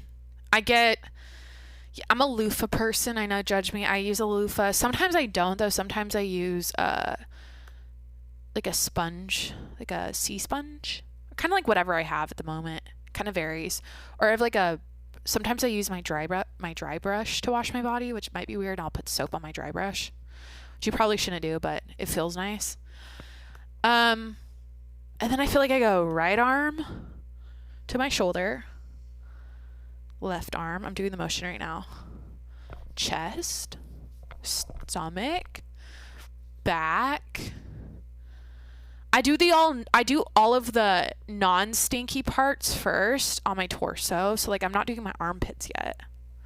Kind of doesn't matter, but I just save those for later. And then I go down my legs, and I wait. I do my feet last. I go all the way down my legs. I like to be all foamy, head to toe. Back of my neck for sure. Like I get that really good too. Then armpits. Do my armpits. I always start with my left and then do my right. And then then I do my balls. I don't know how to say this. I do my crotch and my fucking ass. Everyone watches. If you don't wash your ass, what are you doing? Come on, everyone wash their ass. If you haven't been doing that, get to it. Whatever technique works for you, get your ass clean every single day. Clean your ass, and that's the last step before I do it. Yeah, I do my feet last, and then my favorite part is my feet. Then I put a special soap on my feet. It's got like peppermint in it, and I go in between my toes, and I kind of do like a little foot massage, and I do like I do a little like God, this podcast is long. I like cross I'm doing it right now. My heel over my thigh, and I massage my foot, like I rest it on my thigh. And I get all my toes, and I need a little scrub brush or a little pumice. I feel like that'd be smart to have in the shower. And then I wash my feet, and then I rinse off, and then I shave. Okay, so then conditioner's still in my hair. Then I gotta shave. And if it's a quick shave day, I'll probably just do my calves and my armpits. But if it's a full shave day, like a full hair wash day, full shave day, that's like a 45-minute fucking shower.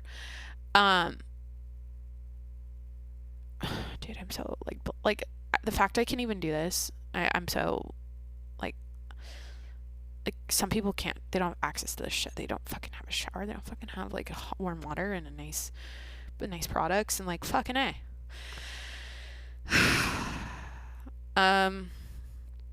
Yeah, then I go in with my Skintimate. They rebranded, by the way. The Skintimate Raspberry Rain shaving cream is the one I've been using since I was like 13 years old. Put that all over my legs and I shave. And I use a new razor every time.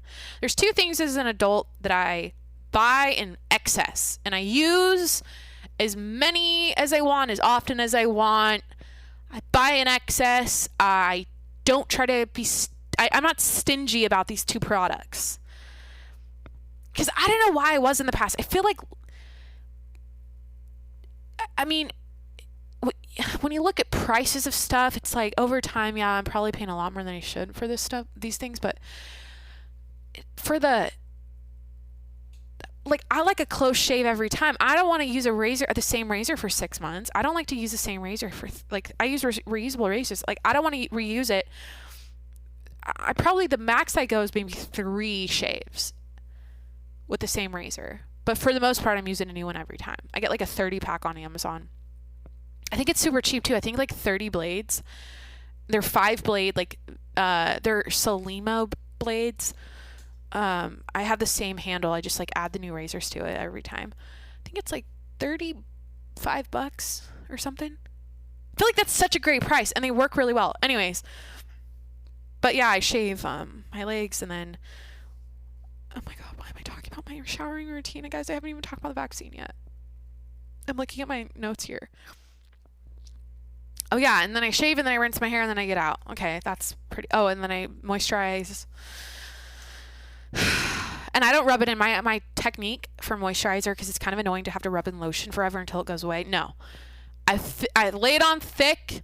I don't really care if it's kind of like still showing the lotion on my body. Like, I let it go on thick, and then I put I have like a giant spa bathrobe, like a big white heavy towel bathrobe thing. I finally invested in one of those. I thought, you know what? How can I feel like I'm living in a hotel spa every time I take a shower and like hang out in my apartment? And I concluded that all it really takes is a really nice heavy bathrobe. I think it's a terry cloth. Is that the technical fabric name? I don't know. It's a game changer. Like, get yourself a luxurious bathrobe and it makes you feel just so amazing. And I don't know. So I put lotion on, then I put the bathrobe on, and then I just like lay down, or like I'll go do my makeup or whatever. I'll go around my apartment and do stuff while the lotion soaks in. So yeah, that's kind of what I do. Fuck, should we just cut to the chase, talk about the vaccine, and then end the episode? Yeah, what's the new variant? It's like it starts with an L. New COVID variant.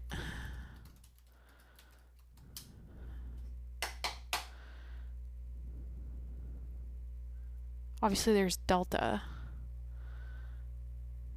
The World Health Organization has designated variants Eta, Lota, Kappa, and Lambda variants of interest, and is tracking 13 additional variants that originated in the U.S., Brazil, the Philippines. Is the vaccine or vaccinated people causing this shit to mutate? I don't know. What's happening? Dude, why are there more? Oh, okay. We got a lot to talk about. But like, so 70% of the US is vaccinated, and yet we're hearing about how hospitals and ICU units are overrun with COVID patients for whatever reason. And these people, a lot of them are vaccinated. What the fuck's happening? It's not working. Clearly something's not working. Guys, are you hearing this news? Like, the ICU units are like 90% COVID patients now, and the hospitals are overrun. Like, what the fuck? Clearly it's not working. Something's not working. I don't know why, or I don't know if you guys feel the same, but like, I was under the impression that like earlier this year, like, oh, the vaccine's gonna roll out, things are gonna like improve, the vaccine's gonna work, and blah, blah, blah. Like, it's obviously not 100% no vaccine is, but now they're telling vaccinated people to wear a mask.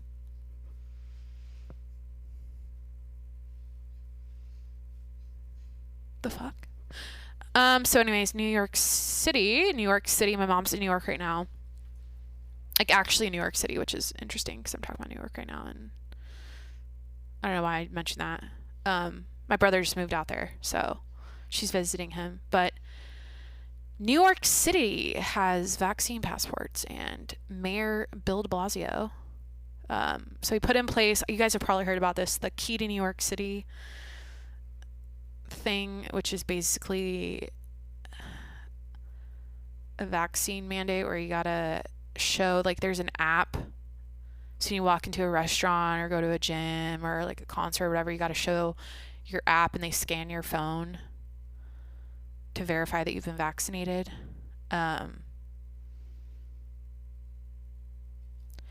Short and sweet.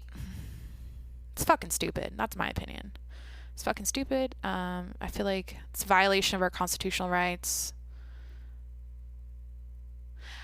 I need to look up like HIPAA laws, but I feel like, and honestly, based on last year, I feel like the HIPAA, like, I feel like there are so many HIPAA violations going on, but it honestly doesn't fucking matter when you look at what's been going on over the last year. Like, HIPAA who?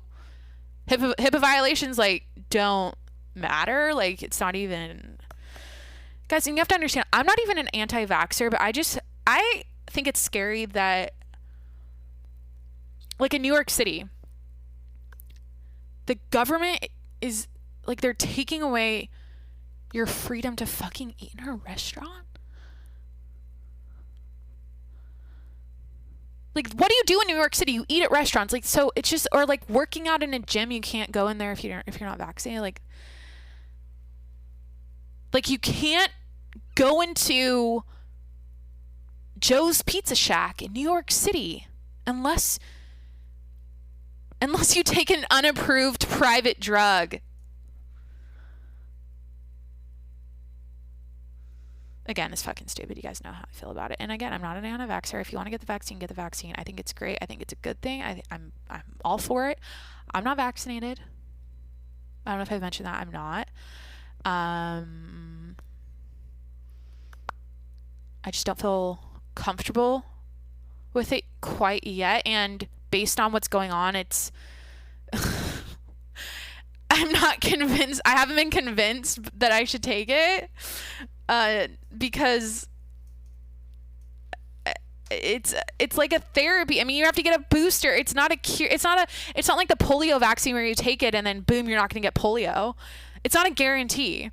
And I'm mostly concerned, I think, when I'm really being honest with myself, about the what ifs, the long-term effects that we don't know yet. I feel like this needs a couple more years. Like, for me to feel like, I don't know if I'm waiting on the FDA approval so much. I feel like I'm waiting on years to go by before I take it, because I don't know. I just think there's too many unknowns. And again, it's not a guarantee. Like, people are getting COVID who are vaccinated. And it's not, and it's like, there's a lot of theories out there. Like, oh yeah, if you get the vaccine and you get COVID, the symptoms they won't be so bad. Well, that's not showing in people that are vaccinated who get COVID. Like, it's like some of those people, first of all, people are dying from getting vaccinated or after they're getting vaccinated. In fact, my dad on the phone just told me, like, 2 people he knew after, like, 2 weeks after getting vaccinated, just knocked over dead. There's a lot of weird stories, people's livers failing and like blood clot, like all this weird shit. There's like a lot of weird stuff, and I know it's such a small percentage when you do the math, when you run the numbers and you go, okay, how many people died post-vaccine, you know, divide that by how many people are vaccinated. I know, but I'm just I think I'm a little scaredy cat, and I'll admit that. I don't feel comfortable getting vaccinated, and it's just not even, it doesn't even fucking seem like a vaccine. It seems like, what is it, a gene therapy? I did hear a funny thing that, like, people are, what are they calling them? Like, super vaxxers who are they like got the Moderna vaccine, like both shots, and then somehow they got like both of the Pfizer shots. Like, when they're like doubling up, I don't even know. But again, like, it doesn't seem like things are improving. It seems like things are just like escalating in a different direction now with the Delta variant. And the pressure to get vaccinated and how now they're like holding that over our heads and like basically scaring us into submission. Like, it's like, oh, do you want to get groceries this week? Sorry, you gotta be vaccinated. Like, it's turning into, what's the fucking definition of fascism? Like, this seems like fucking fascist as fuck. Okay, fascism. Sorry, I gotta like brush up on my definition here.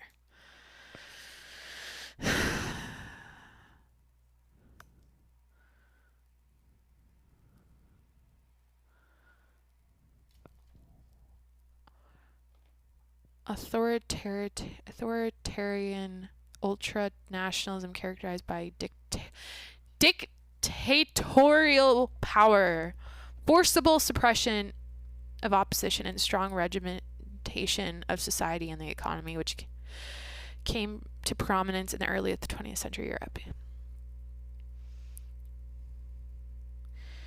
Yeah, I don't know. None of this shit sits right with me. I'm not just like easy going about it. Like, oh yeah, just everyone get vaccinated and wear a mask and everything will be fine. No, it's like our power is being taken away from us. And it's not like, so in New York City, for example, it's like, okay, they've got these vaccine passport app rules in place. It's like, are they just gonna like one day just take that away and go, okay, so it's all good, we're done with this now? Like, no, they're gonna, I don't know, like, I think some people just go, yeah, like once it clears up and gets better, they're gonna discontinue and stop all this stuff. Like, no, I just feel like they're gonna pile it on. I don't think masking is gonna go away. I don't think, I don't know. If honestly, like, if we're so concerned about keeping this country safe, why aren't our borders closed? Like, they act like it's so serious, and I don't know, like, we're trying to like get control of COVID, but it's like there's so many like fucking ass backwards and upside down things that don't make any sense. Like, that's my whole take on COVID since it started is nothing fucking adds up or makes sense. And I'm constantly in a washing machine of information that's telling me one thing and the next day it's telling me a different thing, and build all of our hope up and get us excited for summer 2021 and everyone's getting vaccinated and things are going to go back to normal. Boom. Now I'm hearing in 2 weeks, the end of August, we're going to fucking lock down again.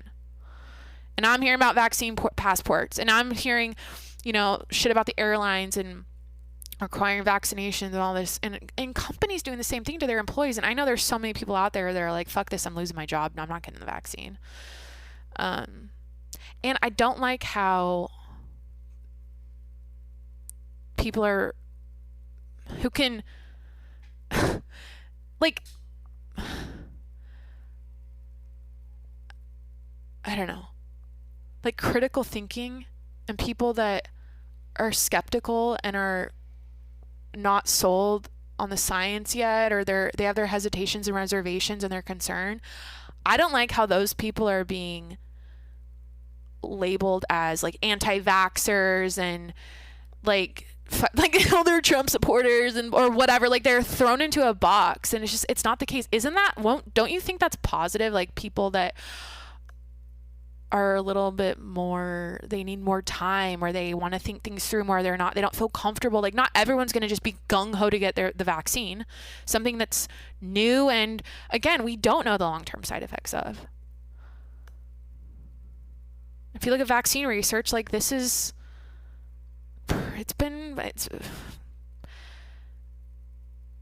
like, what, how many years has it been? Like, I don't even know. I'm talking out of my ass at this point, but I did have an appointment to get vaccinated last week, and I was going to do it. I actually made 2 appointments because I got in the car the first one. I had a panic attack, and I was like, all right. I was just like, fuck this. Why am I doing this? Like, I don't even want to. I was just like, what's the word? I was kind of shamed into getting it by people around me. I was like, made to, like, I just like, I don't know. And then the second appointment, I don't even know why I did that again. And I was like an hour before the appointment, I was like, I'm not fucking doing it. I don't know. The biggest thing, like, as a woman, it kind of scares me, like, hearing about the possibility of becoming infertile. Like, I'm not saying that I'm not, like, I don't even know if that's going on. I know there's like a Facebook group out there with like thousands of women who have fucked up periods, and they're like, I've had my period in 10 years and I just got it all of a sudden and I've already gone through menopause. Like, weird shit with their periods and like their menstruation cycles. And I don't know. That doesn't sit right with me. I'm a woman. I want to have kids someday. Like, this stuff, I think about everything. And again, it's like a therapy. It's not really like a vaccine. It doesn't really, well, it doesn't seem like it's been working. God, people don't like what Rogan said about the vaccine either. That whole bit he did, or that segment, what interview was it? The Evan Hafer, the CEO of Black Rifle Coffee, and him sat down and talked, and he had a whole like 10-minute section of the Joe and him talked about like, I guess, like the vaccine passports and the vaccine itself and how it can create like mutations. I don't really get any of this shit, guys. I just know that. And I can't wait to look back at 2020, 2021 in 10 years and find out. Like, I know there's going to be answers at some point, like more clarity on all of this. And that's what I'm looking forward to. And along the way, I'm just going to sit here and probably bitch a lot and complain and just be like, what the fuck? I'm so confused. I don't know what to believe. I don't want to, like, I'm this disoriented, like, citizen who doesn't really have a clear idea of what the fuck is going on in this country and in this world. But it's fun to talk about. It's kind of fun to like listen to other people talk about, and it's not so I don't know, people, this is the thing I don't understand. How are people so easily convinced? That's what I don't get. How are they, when nothing over the last year has been consistent from the government or the media or the CDC or the fucking Dr. Fauci, nothing has been consistent. Literally every other month it's something new, and it's the opposite of what you heard the month before. Everything has been like tug of war. So when I just don't understand how people are so like convinced. Like, yep, this is what you do. This is how it gets solved. Yep, I agree with this. Everything. Yep, this makes sense. It's like, how? I wish I was one of those people who just could be like, I don't know, less maybe paranoid. Am I paranoid? Not really. I feel like I'm smart. And some people would argue, no, you're fucking stupid. You're not vaccinated. And so when you get COVID, you're going to have worse symptoms, and you're going to, you potentially, like, if you're not vaccinated, you're going to, like, God, it's all about like being more concerned for other people's health than your own. Like, I'm putting my health first. I'm more worried about my long-term health and the long-term side effects that could happen to me over some random person in the grocery store that I infect with COVID. Like, I'm sorry. Like, I'm not getting the vaccine to like, that's the argument. Everyone's like, well, it's for other people. You're getting the jab, you're getting the vaccine to help protect other people. I'm like, that fucking makes no sense. If it was 100% effective and it prevented you from getting COVID, absolutely 100% I'm taking it. But that's just not the case. And I don't like the fact that they're talking about how we need boosters. Like, what the fuck? I don't know. So yeah, it's gonna be an interesting rest of the year. If the winter, the colder weather happens, which what am I saying? I feel like lockdowns are coming this winter, everyone. Like, I don't know. Seems like that. I don't know. So is this just life now? Here's the deal. Here's where I'm at. Let me end the episode because I'm just kind of bitching. The COVID subject is so it's been beaten to death and revived and beaten to death again and resurrected from the dead and beaten to death again. It's just like, I'm so sick and tired of talking about it. I'm so sick and tired of hearing about it. In fact, earlier this year I even said, like, once a vaccine rolled out and things were starting to like cool off and cool down about COVID and the election was kind of over, things were looking up, right? And I was saying, I remember this, I said, even listening to a podcast or seeing COVID on the news or any of that, it honestly, like, it made me sick to my stomach and it made me just feel kind of nauseous. And I'm still talking about it. I'm still hearing about it. And I'm just like getting even more just like burnt out of it all. And just like, I'm just so sick of it. And I don't know what episode I was listening to. I think it was, again, Jesus Christ, I listened to Joe Rogan. I'm fucking so cool. What's the episode I was listening to? Ari Shaffir had said he did a little ceremony, a little burning ceremony of his masks. And he's like, I'm done with COVID. I'm done thinking about it, talking about it. I'm just like, I put that to bed. He had a little ceremony and it's over for him. And I feel like I'm kind of at that place too, where I just want to, literally the only reason I'm having this conversation and talking about it is because of this New York City vaccine passport thing. And it's just like the whole violation of our privacy and our rights. And because that's what I'm worried about. Like, it's not so much about the vaccine for me, and it's about the principle, like holding that over people's heads and taking away your freedom to, like, again, like, eat in a restaurant, get groceries, go to the gym, go to a concert. Like,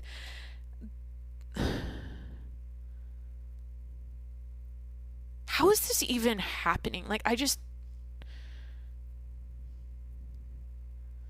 and how does it go away? That's the thing. Like, how does this reverse back to where that's not a thing and you don't have a fucking app on your phone that says you're vaccinated?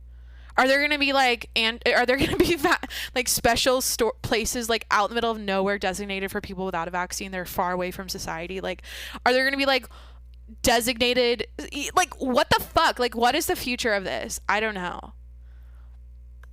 If you can't get an airplane without a vaccine, I'm going to start the war. I'm going to fucking, I don't know how to start a war, but I'm going to do it. I'll be the first person. How do you start a war? How does it happen? Because if I can't get on if I can't fly home to my family without having a fucking vaccine in my body, like, that's where shit blows up in my head. That's where things go real south. And I feel like that's coming. I feel like it's something like that is. It starts with New York City and then it trickles. I don't even know. I guess I was hopeful, and I'm kind of upset that I thought things were just going to kind of go back and, you know, the vaccine would actually work. Like, what the fuck?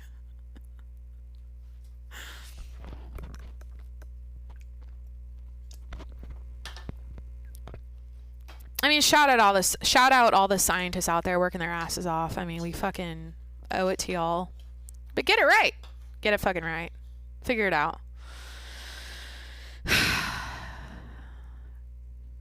Would it be better if people just got COVID versus having all these people get vaccinated and then the virus mutating and new variants emerging because of people's, like, immunity? Or I don't even know how vaccines work. Is that what's going to happen? Does it get, like, does the virus, like, adapt and get stronger, and then, like, the vaccine won't even fucking work at all? Like, I don't understand any of this. Again, I don't. But, like, if no one was vaccinated and people just got sick,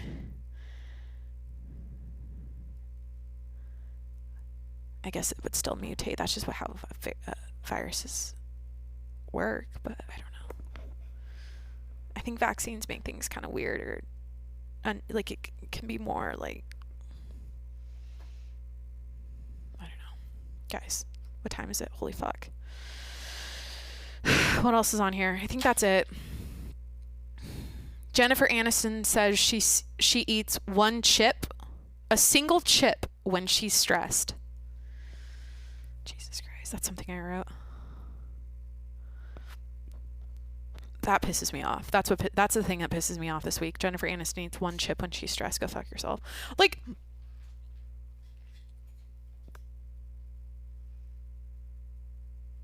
if I'm having a breakdown, if I'm stressed, I actually said this as not even as a joke, but there's a bag at Trader Joe's. I discovered a bag of chips I discovered at Trader Joe's with that everything but the bagel seasoning on it. It's like kettle chips with the everything but the bagel seasoning on it. And my sister and my mom visited me like last month, and we went to the beach, and I literally ate the entire bag, or like 90% of it to myself, and drank White Claws. And I wasn't even stressed. I was loving life. But like, I know if I'm having a breakdown, I'm eating that I'm going to Trader Joe's, I'm buying the entire bag, and I'm eating all of it. Fuck you, one chip. What the hell? Like, I don't know. Why even say that? Like, what the, like, you're so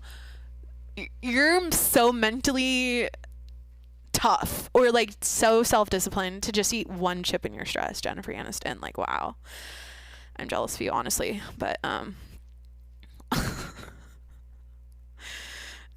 Jacqueline, in the episode, what am I on? Episode 293. I'm kind of sad. Like, I'm not busting through the 300s right now. Like, if I continued my 7 days a week pattern, I'd be well over 300 right now. But it's kind of cute, like one episode a week where I talk out a lot of different topics that have happened over the last 7 days. It's kind of cute. Like, I feel like it fits my lifestyle, but it fits into my lifestyle better. Especially with like work, and I don't know. It became super redundant at the end of it there back in June. It was like, I'm saying the same thing every day. I'm forcing myself to do this. It wasn't as fun as it used to be, because I felt like I was podcasting 7 days a week for the sake of podcasting 7 days a week. It wasn't like, there wasn't really a purpose or a theme to each show or really anything. I was just like, hi, what's up? Life update. This is what happened over the last 24 hours. And the same thing in my life. Like, the same thing happens every single day.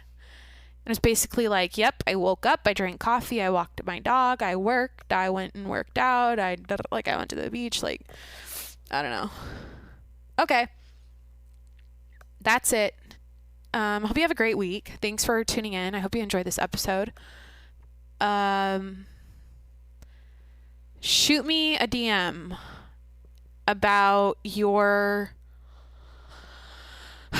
I don't know, just about anything I talked about today. I like when you guys DM me.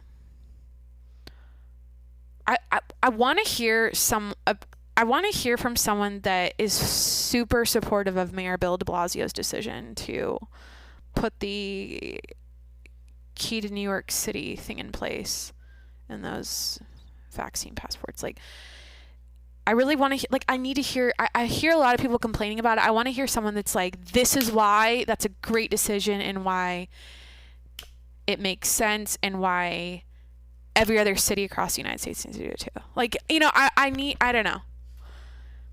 I know I can stay in my own bubble a lot on social media with the people I follow and the podcasts I listen to. I listen to a lot of, I listen to a lot of people, a lot of like-minded people.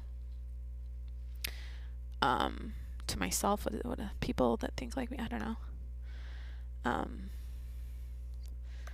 But here's the thing. This is the thing. Let me be honest. When I hear the opposite perspective, and this is what is kind of fucked up to admit and sad to admit, like, when I hear someone's opinion about it, this is just an opinion. Like, I don't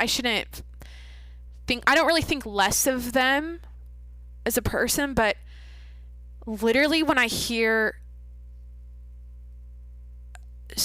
the opposite perspective on the whole thing, especially with the vaccines, I'm just like, or not especially the vaccines, just like the way COVID has been handled, and the lockdowns and the masking and the politics of it all, and just like like support for Dr. Fauci, like all this shit.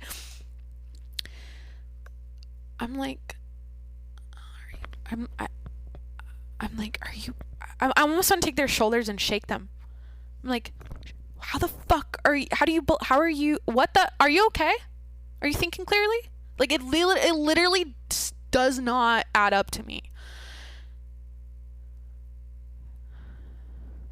I think a lot of it is people believe what they see from the media, and they take it as truth, and they believe the stories they've been told from it, and they don't question it, and they just accept it. And I think because of that, that's how they come across, and that becomes their opinion too. And you know, it's kind of what it is now. Where I'm the type of person, I'm still podcasting. I haven't ended the episode. Jesus Christ, it's gonna be 3 hours. Because of what's been going on over the last year, and the inconsistencies and the lies and everything. Every time I see something on the news, I question that. I question it, or I'm not even fucking watching it at this point because it's useless. It doesn't serve me at all. It doesn't help me at all. It just confuses me. So, but yeah, if anything, if I'm seeing it, I'm questioning it. I'm digging deeper. I'm like, I'm not just going, yeah, I believe everything they're saying is, yeah. It's just like, yeah, okay. Jacqueline in the episode. Okay, I hope you liked hanging out with me today. That's what this podcast is. You know what? What's my why? Everyone who starts a business needs to know what their why is. Everyone who starts a podcast. Jacqueline, what's your why? Here's my why. Why do I podcast? First of all, it's my passion. I love podcasting. Second of all, I've had bad days. I've had dark times, dark phases, and nothing in those times made me happier and made me feel more comforted and close, or like connected, or like, what's the word? This is sad. It's like, Jacqueline, just what the hell?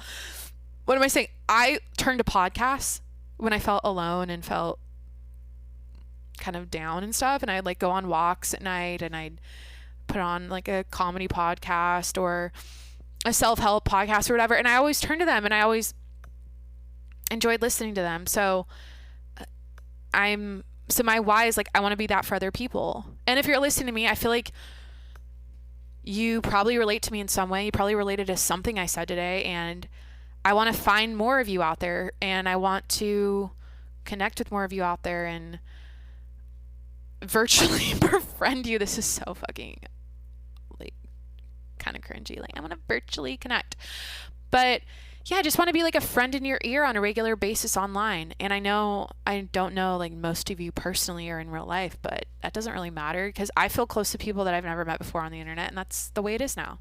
So, hi, let's be friends. Guys, I need to stop this episode. That's what it was before, though, when I did it 7 days a week. I was like, I'm literally talking to you every single day like a friend, and that's what I want to be. I just want to be like a friend in your ear, hanging out with you, talking about my life, talking about things going on in the world, to entertain you and to like give you a little, it's just like a little escape, a little something, a little entertainment while you're doing your dishes or working out or going for a walk when you're depressed or driving on a road trip or whatever you're doing right now. Like, it's not that serious. That's just what I want to do. So here we are. I just disconnected a cord and it stopped recording. But anyways, I'm going to end the episode. Thanks for hanging out. Again, I keep saying that. Thank you for being here today. Thank you for taking the time to listen to me. And I appreciate you. I hope you're doing well. I hope you're enjoying your summer. I hope your family's doing well. I hope you're staying healthy. Hope you're mentally well.